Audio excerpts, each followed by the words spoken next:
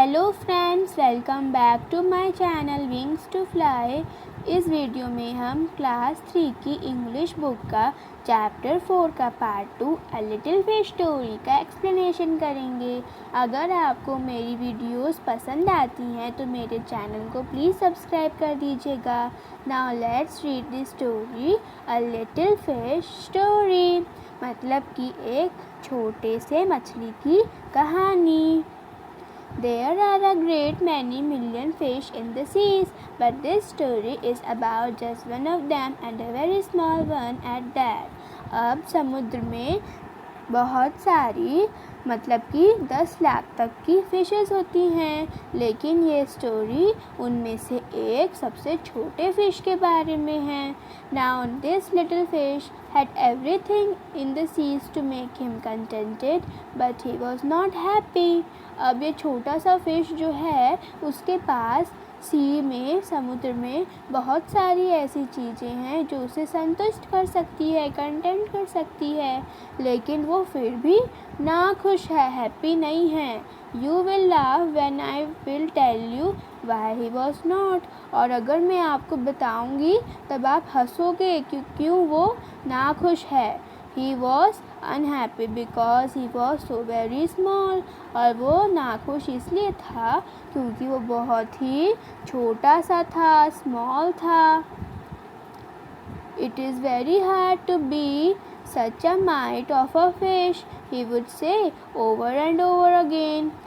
अब वो बार बार बोलता कि ये बहुत ही दुख की बात है एक छोटा सा मछली होना।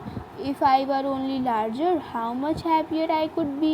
And he said it to so many times that I think he believed it. अब वो बोलता कि अगर मैं बड़ा होता तो कितना खुश मैं होता।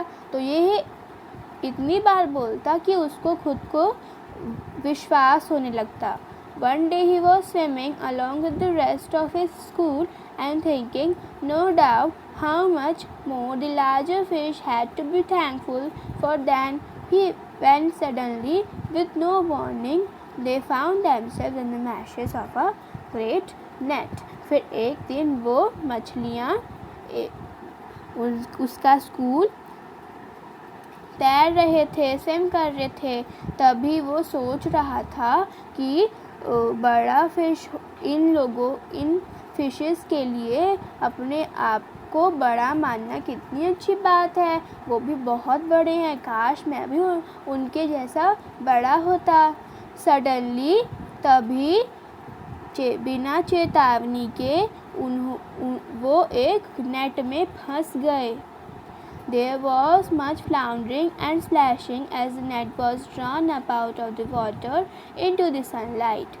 अब उसमें बहुत सारी फ्लाउंडरिंग मतलब कि वो बहुत ही तैर रहा था, और स्प्लैशिंग मतलब कि वो छप छप कर रहा था पानी में, और उसमें सनलाइट भी आ रही थी। And just as it's hull was being emptied into the boat, the smallest fish in the school wriggled through the mesh and slipped back into the cool clear water. How good it felt. फिर जब वो net लहराता हुआ आया और जब वो लोग फंस गए तो वो जो छोटा सा फिश था वो अपने आप को बचा के उस नेट से निकल गया। फिर वो बोला कितनी अच्छी बात है कि मैं उस नेट से छुटकारा पाके निकल आया। He swam here and there and everywhere, and some of the fish who knew him well all the rest of his life, and that they never again heard him say that he wished to be anything but a little fish. फिर वो उस दिन इधर उधर पूरा तैरता गया, और जो भी फिशेस उसको जानती थी उन्होंने कभी उसके मुंह से नहीं सुना कि मुझे लिटिल फिश नहीं बनना। इनफैक्ट उन्होंने सुना कि मुझे हमेशा छोटा फिश यानी कि लिटिल फिश ही रहना है। So stories explanation is completed. So the writer of the story is Enos B Comstock. Now let's see the new words. New words are million, floundering, meshes, haul, contented, splashing, emptied, triggered and warning. So million मतलब होता है बहुत ज़्यादा 10 लाख, और फ्लाउंडरिंग मतलब होता है लहराता हुआ, मैशेस मतलब होता है चाल, हॉल मतलब होता है प्राप्त वस्तु, कंटेंटेड मतलब होता है संतुष्ट, स्प्लैशिंग मतलब होता है पानी में छप छप करना, एम्प्टेड मतलब होता है खाली कर देना, रिगर्ड मतलब होता है छुटकारा पा लेना, और लास्ट वार्निंग मतलब होता है चेतावनी।